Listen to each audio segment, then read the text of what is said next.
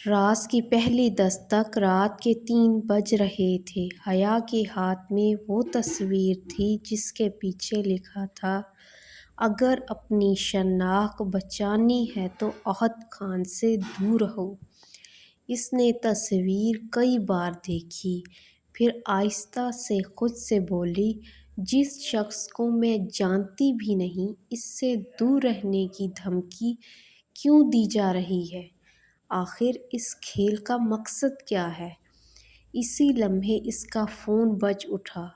Screen پر کوئی number نہیں تھا، صرف ایک لفظ لکھا تھا، ان نون۔ حیا نے کانپتے ہاتھ سے کال وصول کی۔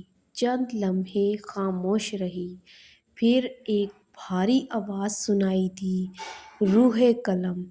حیا کے جسم میں سنسنی دوڑ گئی۔ تم کون ہو؟ ہلکی سی ہنسی سنائی دی۔ تم مجھے نہیں جانتے، مگر میں تمہیں برسوں سے جانتا ہوں۔ حیا نے غصے سے کہا، اگر ہمت ہے تو سامنے آؤ۔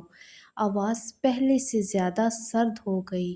وقت آنے پر ضرور آؤں گا، لیکن اس دن تمہارے پاس کھونے کے لیے بہت کچھ ہوگا۔ کال اچانک بند ہو گئی۔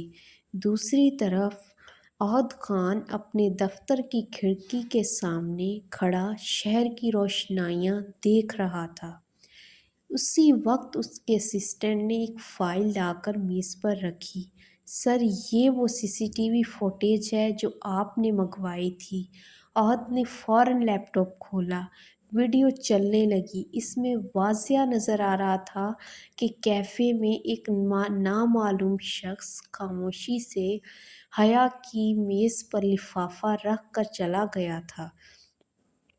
لیکن اگلے ہی لمحے اس شخص نے کیمرے کی طرف دیکھا۔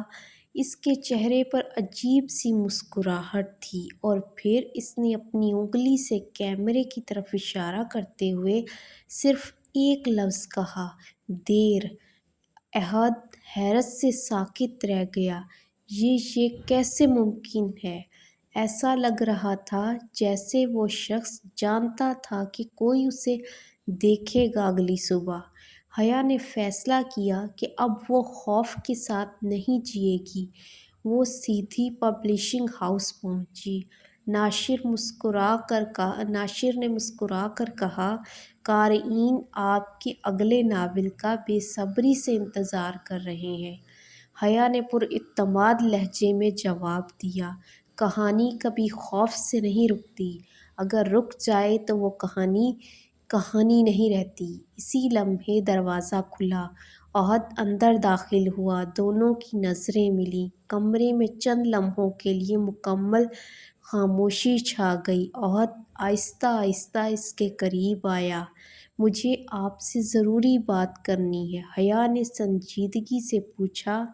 کیسی بات؟ عہد نے دھیرے سے کہا، مجھے لگتا ہے کہ کوئی آپ کا پیچھا کر رہا ہے۔ حیا چونک گئی۔ آپ کو کیسے معلوم؟ حیا نے جیب سے ایک تصویر نکالی۔ عہد نے، یہ وہی تصویر تھی جو کل رات حیا کو لفافے میں ملی تھی۔ حیا کے چہرے کا رنگ اڑ گیا۔ یہ تصویر آپ کے پاس کیسے آئی؟ عہد نے اس کی آنکھوں میں دیکھتے ہوئے کہا، کیونکہ یہی تصویر آج صبح میرے دفتر بھی بھیجی گئی۔ اسی لمحے پبلشنگ ہاؤس کی بجلی اچانک چلی گئی۔ پورا ہال اندھیرے میں ڈوب گیا۔ لوگوں میں ہلکی سی بے چینی پھیل گئی۔ صرف چند سیکنڈ بعد ایمرجنسی لائٹس جلیں۔ حیا نے فوراً اپنی میز کی طرف دیکھا۔ وہاں ایک کالا لفافہ رکھا تھا۔ اس نے کانپتے ہاتھوں سے اسے کھولا۔ اندر صرف ایک جملہ لکھا تھا، تم دونوں جتنا قریب آؤ گے اتنا ہی سچ کے قریب پہنچ جاؤ گے، اور سچ ہمیشہ قیمت مانگتا ہے۔ لفافے کے اندر ایک پرانی تصویر بھی تھی۔ تصویر میں ایک چھوٹی سی بچی اپنی ماں کا ہاتھ پکڑے کھڑی تھی۔ وہ بچی حیا تھی، مگر تصویر لینے والا شخص تصویر میں آئینے کے عکس میں صاف نظر آ رہا تھا۔ اگر آپ کو ہماری یہ ویڈیو پسند آئی ہے تو ہماری ویڈیو کو لائک کریں، ہمارے چینل کو سبسکرائب کریں اور روح قلم کی اور کمنٹس میں اپنی رائے ضرور دیں، اور روح قلم کی نئی آنے والی قسط کو دیکھنے کے لیے ہمارے جو ہے چینل کو سبسکرائب کریں، اور آپ کا قیمتی وقت دینے کا بہت بہت شکریہ۔